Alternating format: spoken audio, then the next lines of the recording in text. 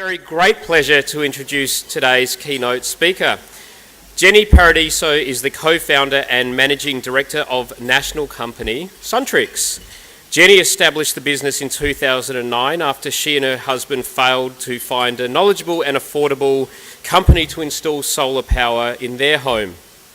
They decided to organise the solar themselves and realised there was a gap in the marketplace for value for money solar by a company that put their clients first. Since starting the business, Jenny has grown Suntrix from the kitchen table to a national multi-million dollar company. Now, I actually met Jenny and David around their kitchen table probably 7 or 8 years ago, and I was pitching them for business. It didn't quite go as I planned because they didn't become my clients, but I did become their clients, so interesting. All right, where was I? Okay, so they're a multi-million dollar global company helping residential, commercial and government clients save money on their electricity bills and reduce their carbon footprint through solar PV, battery storage and solar energy monitoring solutions. Jenny is a board member of the Clean Energy Council, the CEC, and a member of the CEC PV Leadership Committee. She is a member of the Premier's Climate Change Council and SAPN's Renewable Reference Group. Jenny was awarded the South Australian and overall Australian Telstra Businesswoman Entrepreneur of the Year in 2016 and the Ernst & Young Entrepreneur of the Year in 2014. Ladies and gentlemen, please give a very warm welcome to today's speaker, Jenny Paradiso.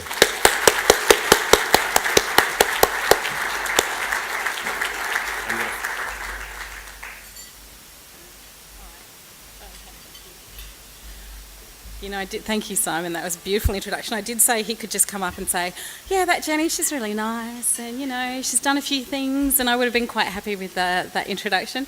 Thank you, Simon.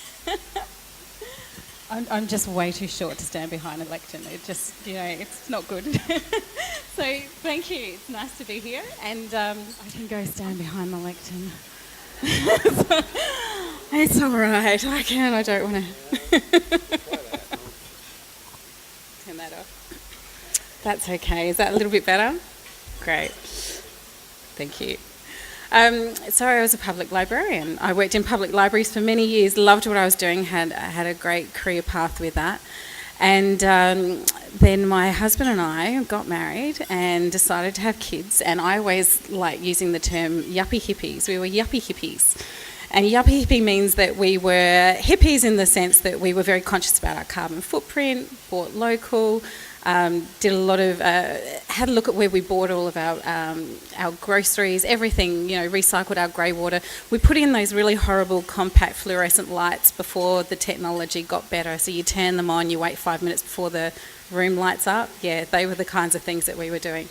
But the yuppie side was that if it was hot, we wanted to be able to put on our air conditioner and not have to worry about the environmental impact of that. So we decided to get solar, and that was when we found that there were not a lot of companies out there that actually understood what solar did and what it was. We didn't find many experienced solar people, and you know what, we were 2 white-collar workers and we couldn't afford it, and that was really hard for us as well. So Dave, and I normally, I talk about my business quite a bit, and my husband is never in the room, and he surprised me today by coming along. So this is really unusual for me to be talking about him while he's here. It's very unusual, and you will pay for that later, by the way, Dave. So Dave he's an electrician without an electrical licence, farm boy. He's when you look at Dave and I, because we do work together, and yes, we've worked together for over 8 years, and yes, we are still married. Yes, we still talk to each other, which is quite an achievement if you ask me. So when you have a look at Dave and I, we are very, very different people. And so he's the good research and development, he's the inventor, he's a creative person. So he went, well, we can't buy it from here.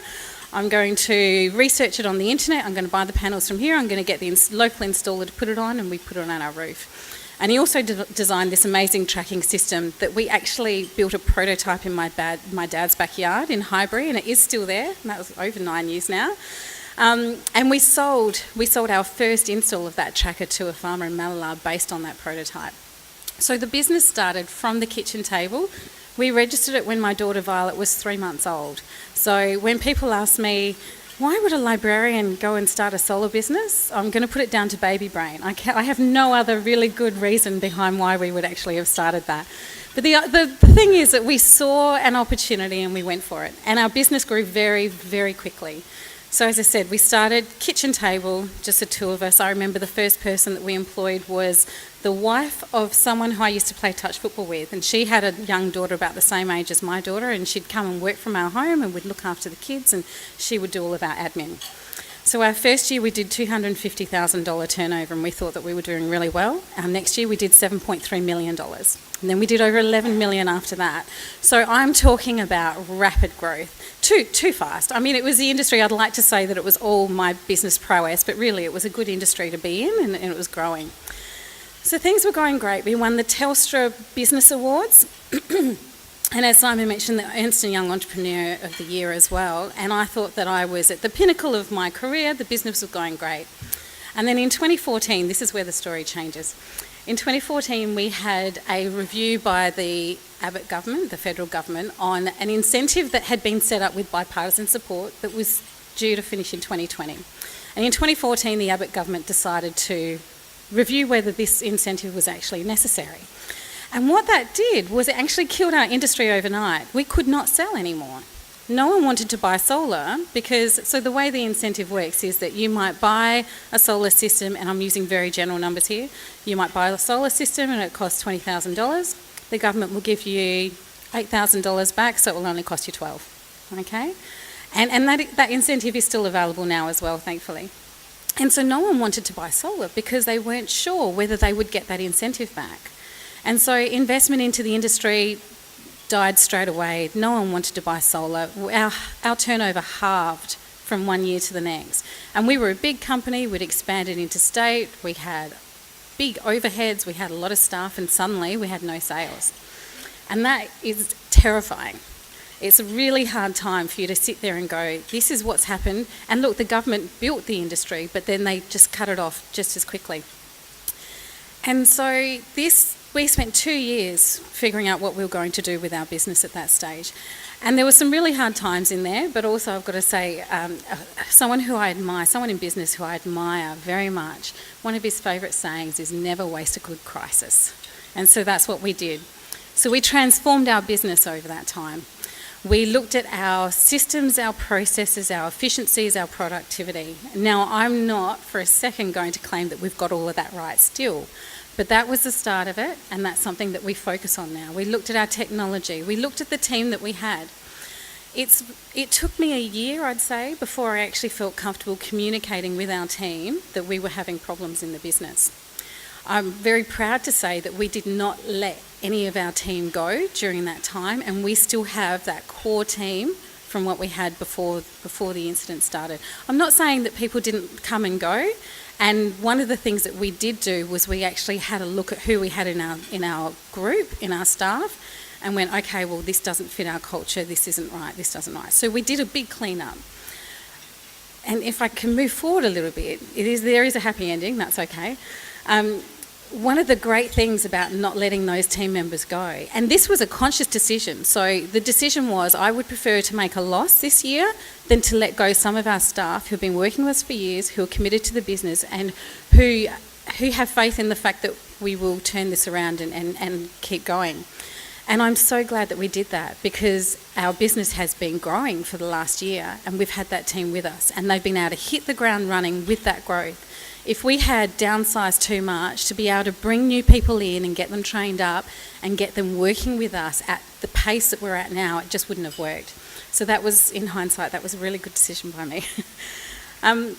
So we had a look at all of those things. Communication was really key, and what I found was when I did feel comfortable talking to people, it was incredible how supportive they were and how much faith they had in myself, in Dave, and in the business.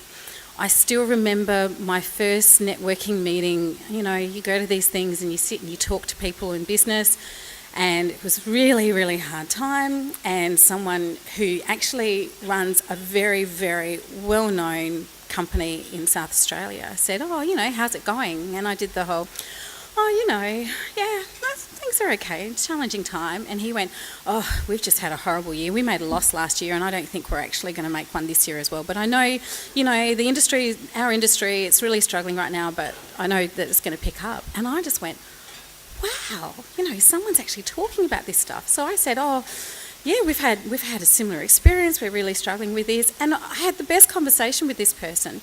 And it actually helped me understand that it is okay to talk about these things. And the fact that you've had a hard year, or that you've lost a staff member, or that you've got cash flow problems, or I don't know, whatever's going on, personal or private, providing you're sharing with the right people, by the way, it's actually okay. And it's amazing how much sharing these things can help, particularly in a business environment. I've set up a really good business network, and it's really good to be able to have these conversations with other people in business at all levels of business.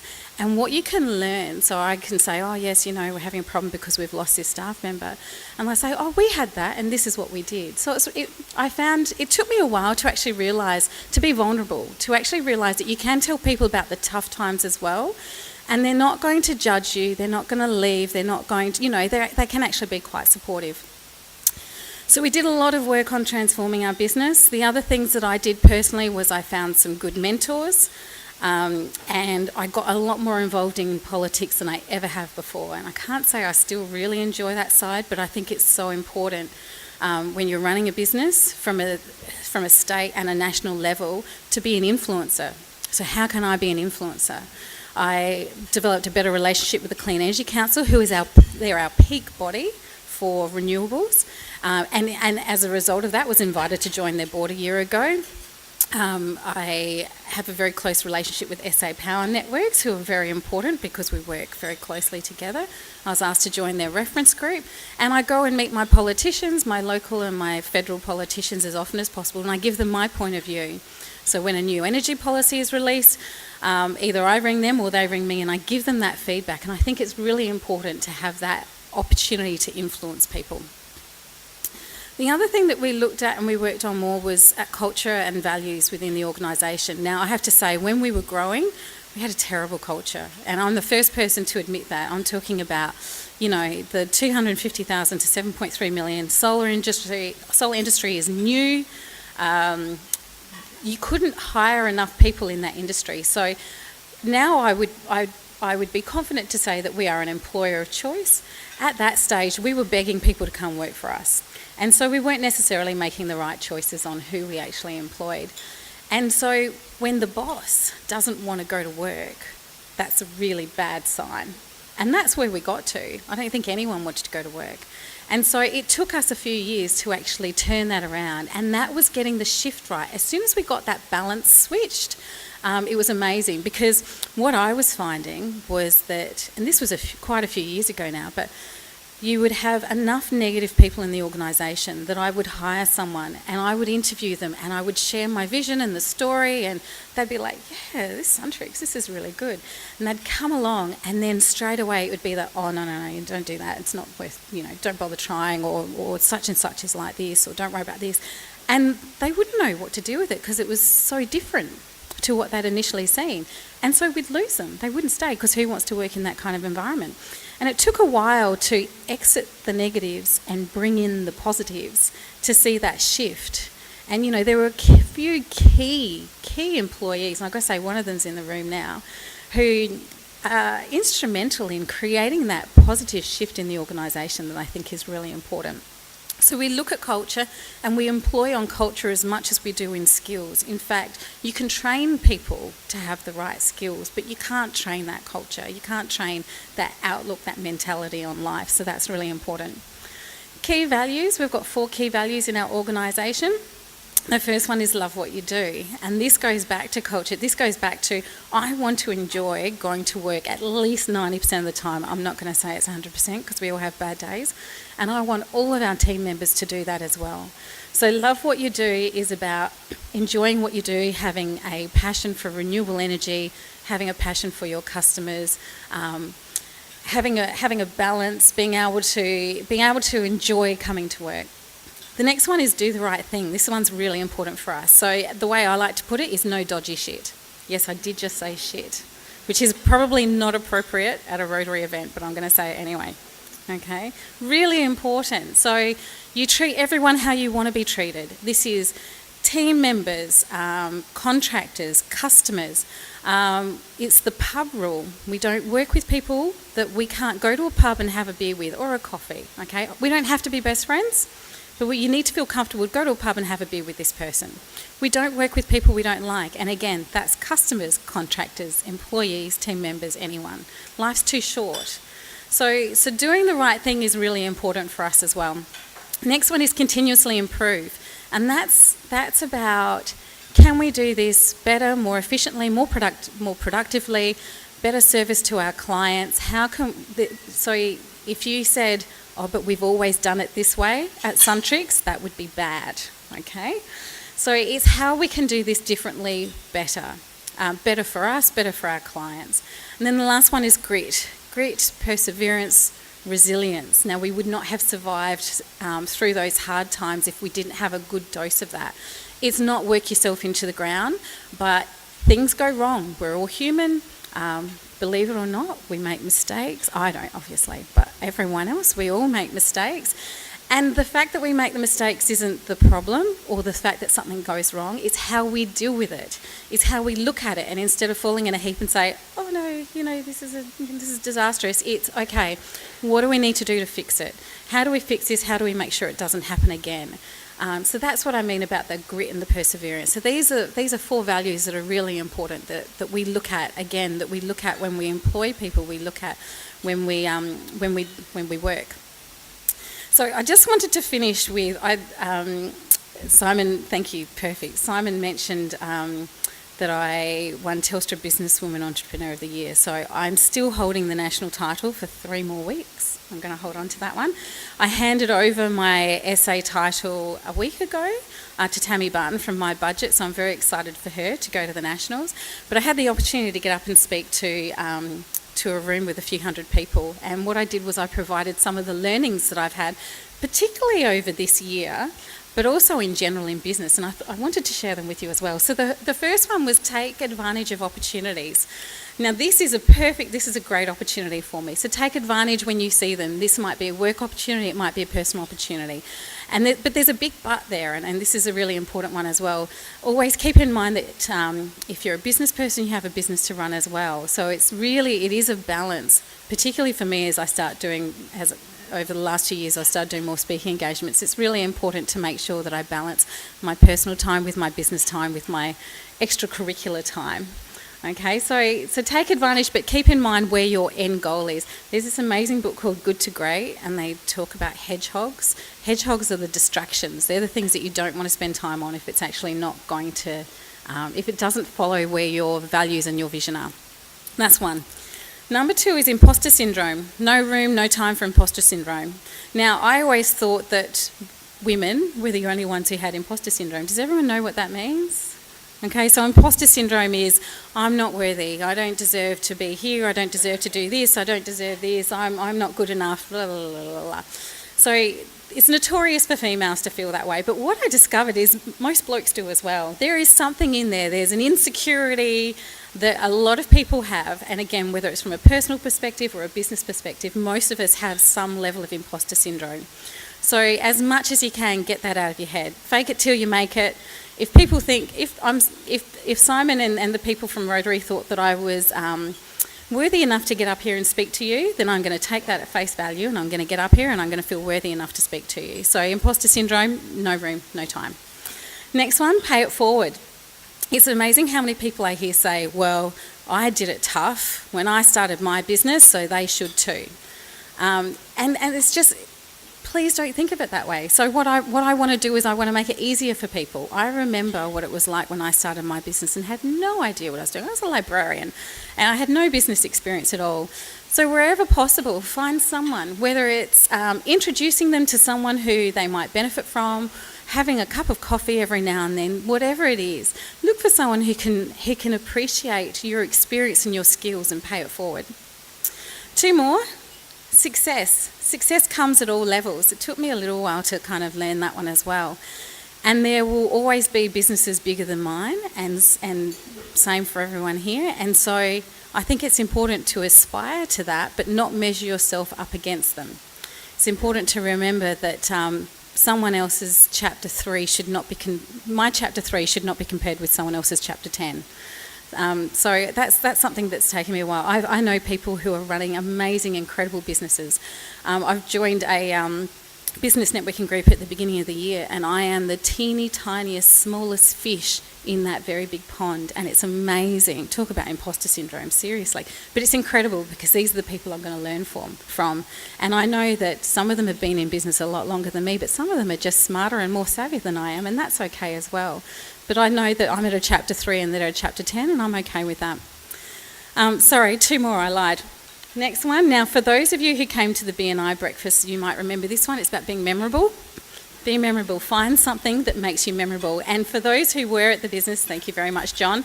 I use the example of my husband. Now, Dave, I did warn you that you were going to pay for turning up unannounced. The example that I gave at the BNI was that my husband Dave and I, this is my husband Dave over here. Thank you, Dave. Do you just want to wave? There you go. He's pretty ordinary looking, isn't he? So I know, I got into so much trouble because at the BNI I said, I'm married to a lovely man, but he's a very average looking man. He's average. You know, he looks average. He's got average height, sandy blonde hair. I think he's beautiful, by the way. I do think he's beautiful. We've been married for 10 years in December. And when we go to conferences, we might only go once a year, and we'll both go there, and from one year to the next, we'll go and someone will come up to me and say, oh, hi, I remember you know, from Solar Company in South Australia. And then they'll go to Dave and go, oh, hello, I'm such and such. And so it's about having something about you that people remember. So I'm going to get him to start wearing fedoras like John. Thank you. You can both be the fedora people. But it's something. So for me, I'm short, I have curly red hair.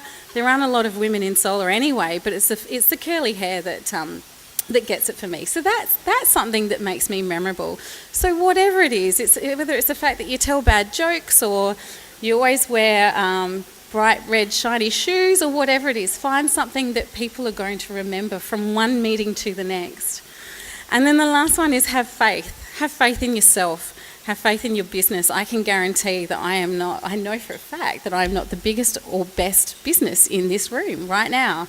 But I'm confident with who I am, and I'm confident with my path in life, in my personal and in my business life. And I have faith that I've got a lot more to offer as well. So I think I'm going to leave it there before I get gonged off. I did warn that I could talk for an hour if you let me. Thank you very much. And thank you for listening. I really appreciate your time and your attention.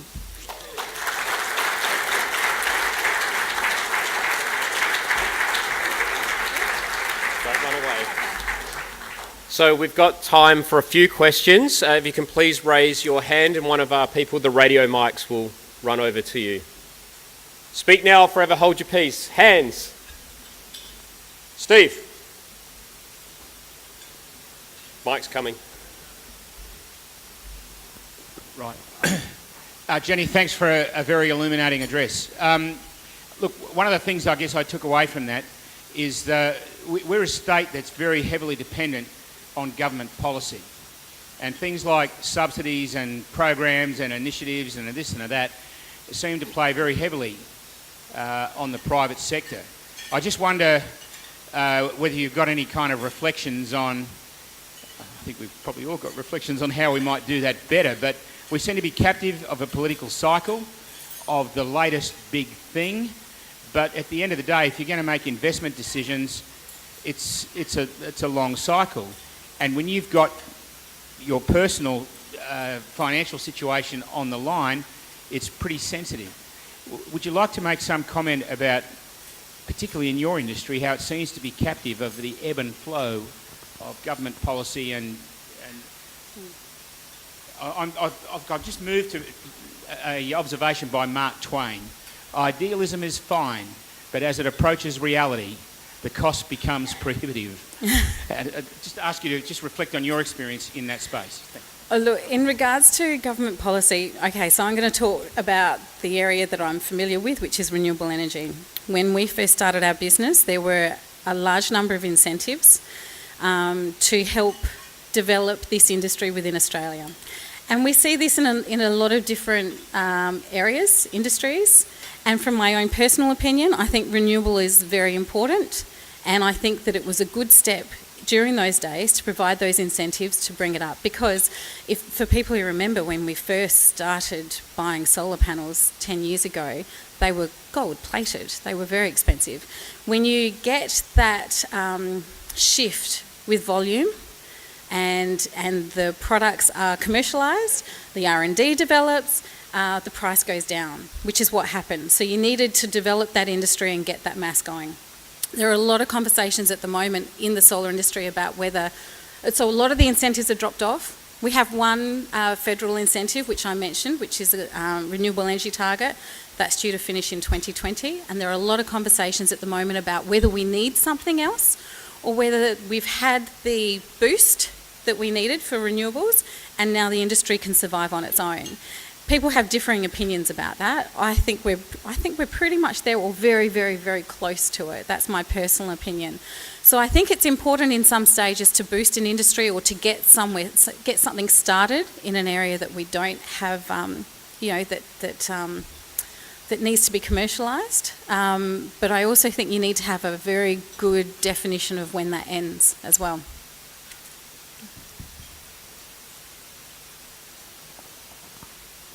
Jenny, I love to speak. What are your thoughts on battery storage? Battery storage, I love battery storage. Let's see. Okay, from a residential point of view, okay, if you'd asked me 12 months ago, I would have said wait. If you'd asked me 6 months ago, I would have said give it another 12 months. Right now, we're on the cusp of it becoming, I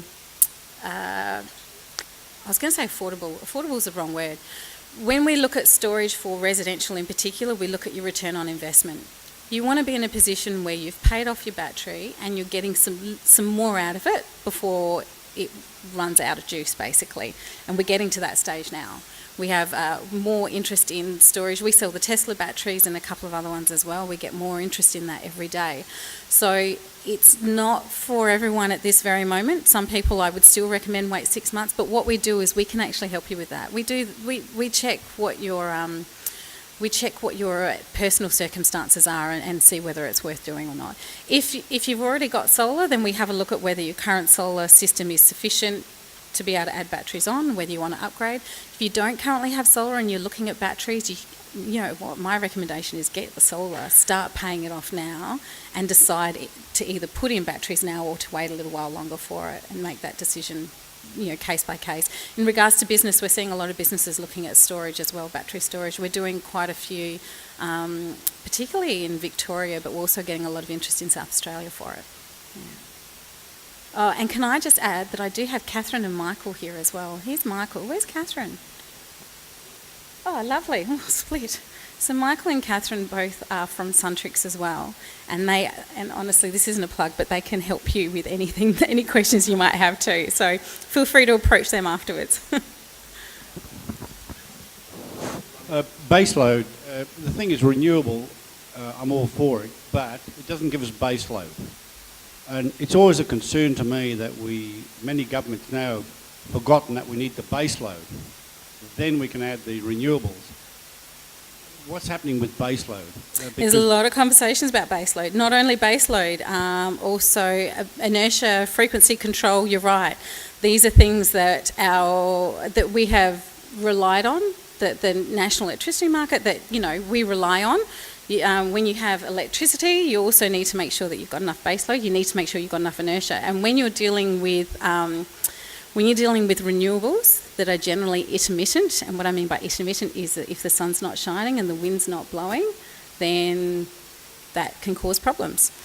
So that doesn't mean that renewables are bad. What it means is that we need to make sure we have enough storage, whether it's solar thermal, whether it's batteries, something else. We have enough FCAS, which is your frequency control, to make sure that everything keeps running. Now, there's this organisation called AEMO, which is Australian Energy Market Operator, and they provide a lot of advice federally and also to our local state government about what they need to do to make sure that we keep that in place. And there's a lot of conversations about, did we have enough planning in the first place? Maybe not. From a state level in particular, definitely from a federal level, there has not been enough planning. We should have been starting on this 10 years ago. and looking at this and going, well, this is the way of the future. Renewables is the way of the future. But we need to make sure that we do it smart and make sure that we cover all of our bases to be able to do it properly.